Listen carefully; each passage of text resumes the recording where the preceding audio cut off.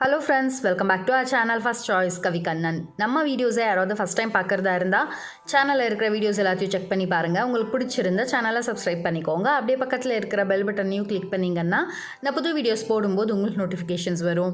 இன்றைக்கான வீடியோ பார்த்திங்கன்னா கம்ப்ளீட்டாக சண்டே எடுத்த வீடியோ தான் இது. சண்டே தோட்டத்துக்கு போயிருந்தோம். அங்கே எடுத்த விலாகை தான் நான் உங்களோட ஷேர் பண்ணியிருக்கேன். ரொம்பவே நேச்சுரலாக இருக்கும். அதே மாதிரி பேர்ட்ஸோட சவுண்டு, அதே மாதிரி கோழிங்களோட வியூ, நேச்சரோட வியூ எல்லாமே இந்த வீடியோவில் ரொம்ப ப்ளசண்ட்டாக காட்டியிருப்பேன். கண்டிப்பாக இந்த வீடியோவை கடைசி வரைக்கும் பாருங்கள். ரொம்பவே இன்ட்ரெஸ்டிங்காகவும் நேச்சரை என்ஜாய் பண்ணுற மாதிரியும் இருக்கும். வாங்க வீடியோக்குள்ளே போகலாம். காலையிலேயே ஒரு 6 o'clock பார்த்திங்கன்னா நாங்கள் கிளம்பிட்டோம். வழி ஃபுல்லாகவுமே பார்த்திங்கன்னா எங்கே பார்த்தாலும் மழையாகவே இருக்குது. சில இடத்துல வந்து ரொம்ப ஜோராக பெய்யுது, அதுக்கப்புறமா சில இடத்துல வந்து மழையே இருக்கிறதில்ல. கிளைமேட்டும் அவ்வளோதான் ரொம்ப ப்ளசண்ட்டாகவே இருந்துச்சு. வாணிபடியில் பார்த்திங்கன்னா இந்த கோயில் ரொம்ப ஃபேமஸான கோயில்னு சொல்லலாம். கோயில் வந்து இங்கே இருக்கிற சரௌண்டிங் அத்தனை பேருக்குமே தெரியும். அங்கே ஞாயிற்றுக்கிழமை வெள்ளிக்கிழமை ஆனால் இப்போ இந்த மாதிரி பொங்கல் வைக்கிறது, ஆடு வெட்டுறது, இந்த மாதிரி பூஜையெல்லாம் வந்து ரொம்ப விசேஷமாக நடக்கும். எப்போவுமே இந்த கோயிலில் வந்து கொஞ்சம் கூட்டமாக இருக்கும். ஆனால் இப்போ கொரோனா அது இதுன்றதுனால இப்போ அந்த அளவுக்கு ரஷ் இருக்கிறது இல்லை. ஆனால் வர்றவங்க வந்து பூஜை பண்ணின்னு போயின்னு இருக்காங்க. சண்டே அன்னாலே பாருங்கள் மீன் மார்க்கெட்லேயும் பிஸியாக இருப்பாங்க. அதே மாதிரி இந்த மாதிரி ஆடு வெட்டுறது ரொம்பவே கூட்டமாக தான் இருக்கும் அந்த இடத்துல எல்லாம். பசங்க எல்லாருமே பசி எண்ண ஆரம்பிச்சிட்டாங்க. அதனால் அவங்களுக்கு இட்லி மட்டும் வாங்கிக்கலான்ட்டு இட்லி வாங்கின்னு இருக்கோம். வீட்லேயே வந்து தோட்டத்தில் வேலை செய்கிறவங்கள வந்து டிஃபன் பண்ண சொல்லிகிட்டு இருக்கோம். நாட்டுக்கோழியும் களியும் தான் செய்ய சொல்லியிருக்கோம். பசங்க களி வேணான்னதுனால அவங்க வரைக்கும் இட்லி வாங்கின்னு போயின்னு இருக்கோம். இன்னுமே தண்ணி வந்து ரொம்ப கொஞ்சம் தான் கம்மியாக இருக்குது. அந்த அளவுக்கு போன வாட்டி வந்தப்போ இன்னுமே ரொம்ப ஃபோர்ஸாக போயினுச்சு. இப்போ கொஞ்சம் கம்மியாக இருக்குது.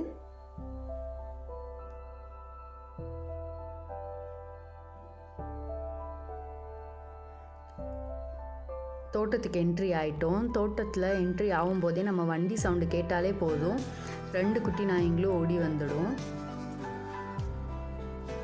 பாருங்கள், இந்த பூசணிக்காய் செடி வந்து தானாக வந்தது. ஆனால் ஃபுல்லு ஒரு பக்கம் தோட்டமே ஃபுல்லு ஸ்ப்ரெட் ஆகிருக்கு பாருங்கள். இதுலேருந்து வந்து காயும் அவ்வளோதான், ரொம்ப பெருசாக வளர்ந்துருக்கு. மார்கழி மாதம் வந்தாலே இந்த பூவை சாணியில் வச்சு நம்ம பூஜை பண்ணுவோம். ஆனால் இங்கேருந்து என்ன தான் நம்ம வீட்டுக்கு எடுத்துன்னு போனாலும் வாடின மாதிரி ஆகிடும். அப்போது நான் வரும்போது ஒரு 2 பூ எடுத்துன்னு வந்தேன், எப்படி இருக்குது பார்க்கலான்னு சொல்லிட்டு. ஆனால் இது வரைக்குமே கொஞ்சம் லைட்டாக வாடின மாதிரி தான் இருக்குது, அந்த அளவுக்கு ஃப்ரெஷ்ஷாக இல்லை. சுற்றியுமே இன்றைக்கி ஃபுல்லாக தேங்காய் வெட்டின்னு இருக்காங்க. அதுக்காக தான் நம்ம தோட்டத்துக்கே வந்தோம். எல்லா இடத்துலையும் ஏறி காலையில் 6 மணிக்கு எல்லாமே வந்துட்டாங்க. அவங்க தேங்காய் பாதி வெட்டி முடிச்சிருக்காங்க. எல்லாம் வெட்டின பிறகு எவ்வளோ தேங்காய் இருக்குன்னு எண்ணி அதை வந்து நாம் சேல் பண்ணிவிடுவோம். பப்ளி பழத்துலேயும் மரத்துலேயும் பாருங்கள் நல்ல பழம் விட்டுருக்கு. மழைன்றதுனால எங்கே பார்த்தாலும் கொஞ்சம் கச்சன்னு இருக்குது. அதே மாதிரி செடிங்கெல்லாம் கூட நிறைய வளர்ந்துட்டுருக்கு. நாங்கள் இருக்கும்போதே பார்த்திங்கன்னா கொஞ்ச நேரம் வந்து மழையே இருக்காது. சில நேரம் அப்படியே ரொம்ப ஜோராகவே மழை பெய்ய ஆரம்பிச்சிடும், டக்குன்னு நின்றுடும். அந்த மாதிரி தான் இருக்குது கிளைமேட் இப்போ வந்து.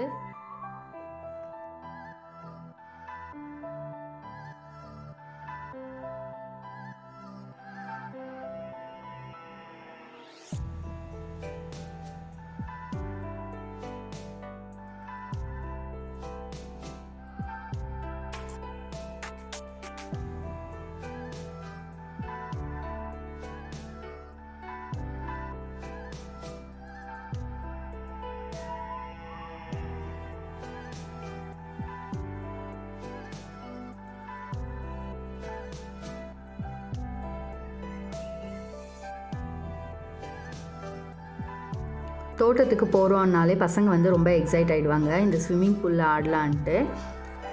எப்போவுமே இந்த ஸ்விம்மிங் பூலில் பார்த்திங்கன்னா நாங்கள் ஆடிட்டு போன பிறகு தண்ணி எல்லாத்தையுமே செடிக்கு விட்டுடுவாங்க.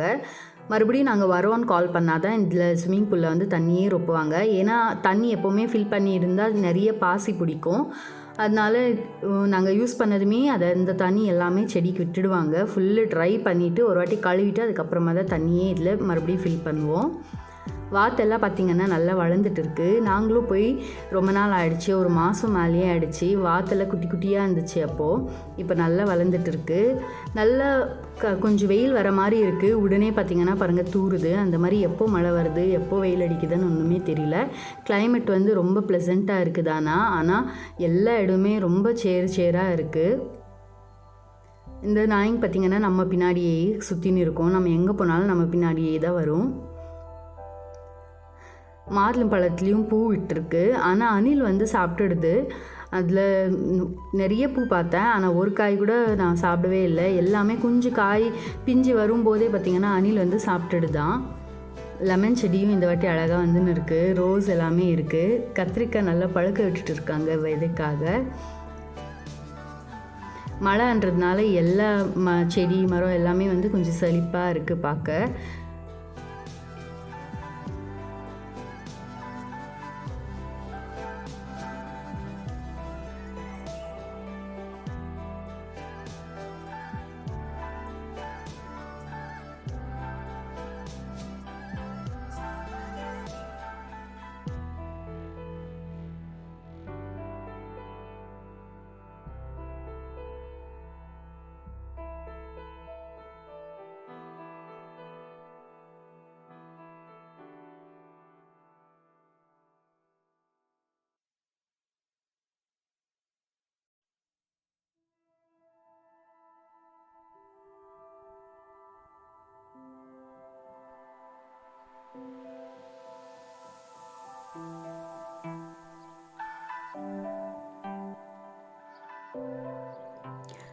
தேங்காய் வெட்டுறவங்கக்கிட்டேயே இளநீர் வெட்டி கொடுக்க சொன்னோம்.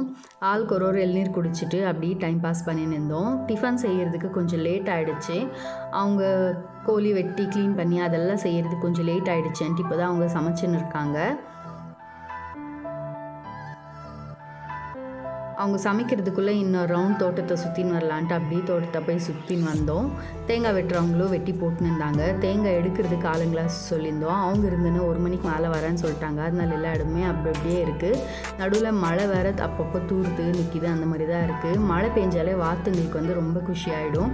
அந்த தண்ணியில் போய் ஆடின்னு ஒரே அமுக்கலம் பண்ணின்னு இருக்கும். கண்டினியூஸாக கத்தினே இருக்கும்.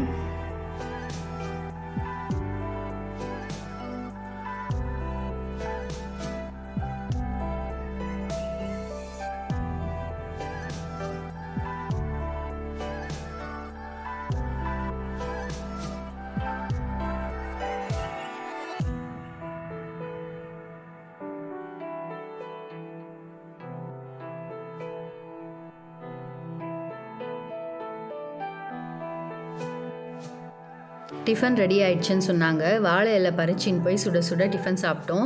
டிஃபன் பார்த்திங்கன்னா களி, நாட்டுக்கோழி குழம்பு. பசங்க இட்லி வச்சு சாப்பிட்டாங்க. டிஃபன் வேலை எல்லாமே முடிஞ்ச பிறகு பசங்க அவங்க அத்தை ஃபோன் பண்ணியிருந்தாங்கன்ட்டு வீடியோ கால் பேசின்னு இருந்தாங்க. அதோட வெளில வந்து பார்த்தா கோழிக்கு எல்லாமே அரிசி போட்டிருந்தாங்க. அதை தான் கோழி எல்லாமே ஒன்றா சேர்ந்து சாப்பிட்னு இருக்குது. இது எல்லாமே பார்த்திங்கன்னா பியூர் நாட்டி கோழிங்க தான். அதுலேயும் இதுங்களுக்கு ஃபீட் பண்ணுறது பார்த்திங்கன்னா அரிசி, அப்புறம் கம்பு, இது எல்லாத்தையும் மிக்ஸ் பண்ணி தான் ஃபீடு வைப்பாங்க. இப்படி போட்டால் எல்லாமே ஒன்று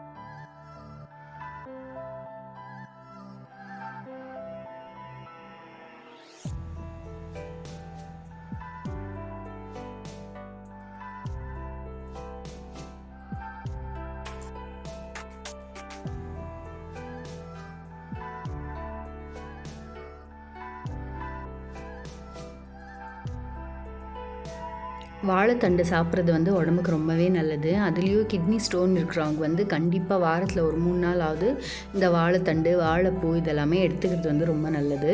எப்போவுமே இந்த மாதிரி தோட்டத்துக்கு வந்தோன்னா வாழைக்காய், வாழைப்பூ, வாழைத்தண்டு, அதுக்கப்புறமா முருங்கைக்கீரை இதெல்லாம் எது ரொம்ப ஈஸியாக கிடைக்குதோ அது எல்லாமே எடுத்துன்னு போவேன். அதே மாதிரி வாழை இலை கூட பறிச்சுன்னு போவேன். போய் ஒரு 5 நாள் வரைக்குமே வாழை இலை தான் சாப்பிடுவோம். அந்த மாதிரி இருக்கும்போது ஏன் விட்டு போகணும்னு சொல்லிட்டு போகும்போது எல்லாத்தையுமே இந்த மாதிரி எடுத்துன்னு போயிடுவோம். வாழைத்தண்டில் நிறைய ரெசிபிஸ் பண்ணலாம். வாழைத்தண்டில் கூட்டு, பொரியல், சாம்பார் பண்ணலாம். இன்னும் சூப்பராக இருக்கும்.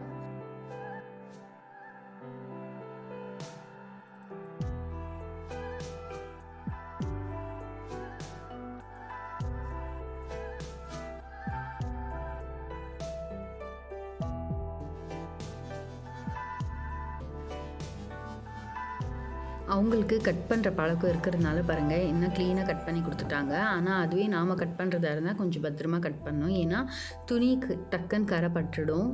வாழைத்தண்டோட கரை வந்து சீக்கிரமாகவே பட்டுடும். அவ்வளோ சீக்கிரம் போகாது.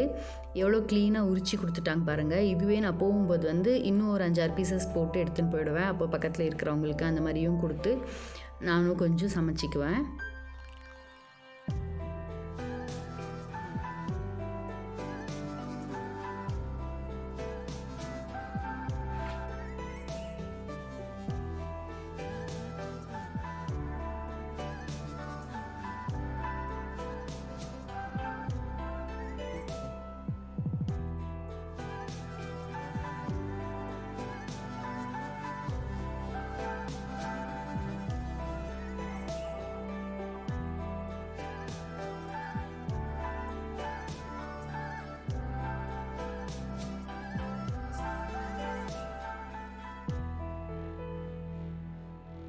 வாழைத்தண்டு பாருங்கள் க்ளீனாக உரிச்சு கொடுத்துட்டாங்க. போகும்போது இன்னுமே இதை குட்டி குட்டி பீசஸாக போட்டு எடுத்துன்னு போயிடுவேன்.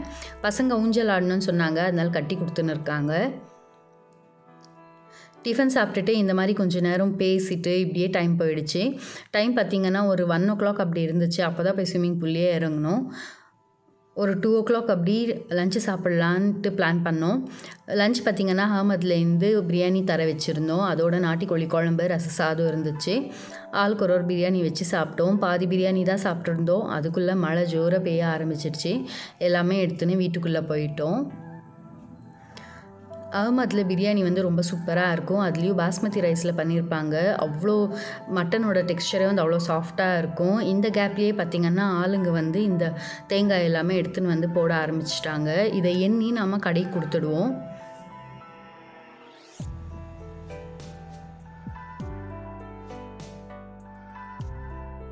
கார்த்திகை மாதத்தில் எப்போவுமே வந்து தேங்காயோட சைஸ் வந்து கம்மியாக தான் இருக்கும்னு சொல்லுவாங்க.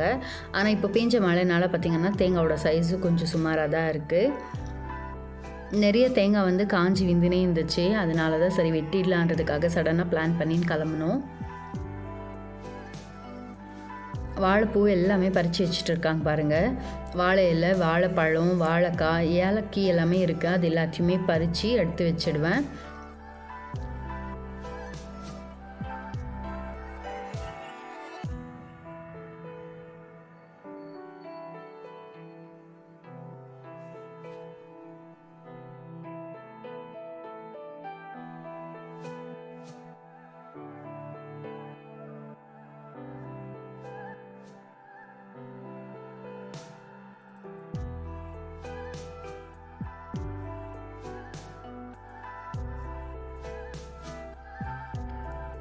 தேங்காய் எல்லாத்தையும் அவங்க எண்ணிட்டாங்க. எண்ணிட்ட பிறகு சரி கிழங்க பறிக்கலான்றதுக்காக அந்த இடத்துக்கு வந்தோம். அவங்க மோஹித்தை கூப்பிட்டுருந்தாங்க, வா இதை பறிக்கலான்னு சொல்லிட்டு. பசங்களுக்கு அதெல்லாம் செய்கிறதுக்கு ஒரு இன்ட்ரெஸ்ட்டு. ஆனால் அவங்க வேணாம் சேராக இருக்குது, நானே வந்து இது பண்ணுறேன்னு சொல்லிட்டு அவங்களே போய் பண்ணின்னு இருந்தாங்க.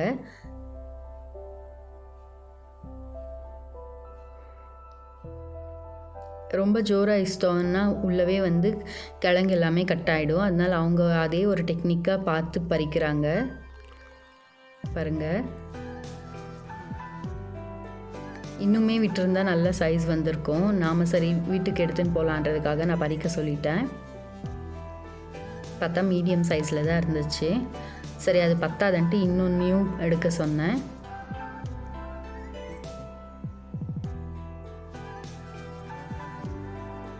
இதில் நம்ம சிப்ஸ் செஞ்சால் கூட ரொம்பவே நல்லாயிருக்கும். இதுலேயும் கொஞ்சம் சுமாராக தான் வந்திருக்கு. மண் நல்லா கொஞ்சம் ஃப்ரீயாக இருந்துச்சுன்னா இந்த கிழங்கு எல்லாமே சைஸ் வந்து நல்லா பெருசாக வரும். ஆனால் இதுவும் கொஞ்சம் ஓரளவுக்கு நல்லதாக இருக்குது. இது எல்லாத்தையும் இங்கே கழுவிட்டு அதுக்கப்புறமா பேக் பண்ணிக்குவேன். பாருங்கள் இந்த அளவுக்கு வந்திருக்கு நமக்கு 2 எடுத்ததில். அதுக்கப்புறமா இந்த பனங்கிழங்கை வெட்டுறதுக்கு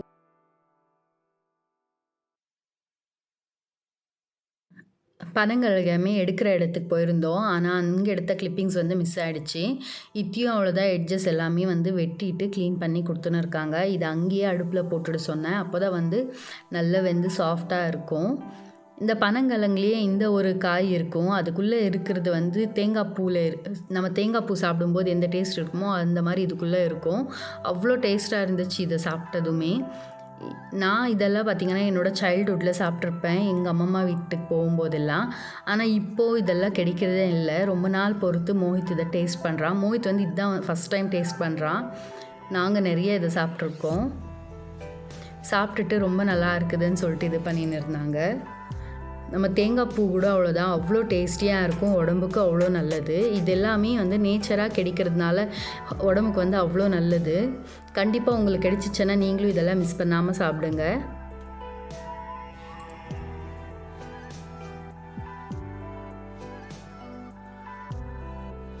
நம்ம பறிச்சின்னு வந்தது மொத்தமே இவ்வளோ ஆயிருக்கு. இதை நல்லா கழுவிட்டு அடுப்பில் போட சொல்லியிருக்கேன்.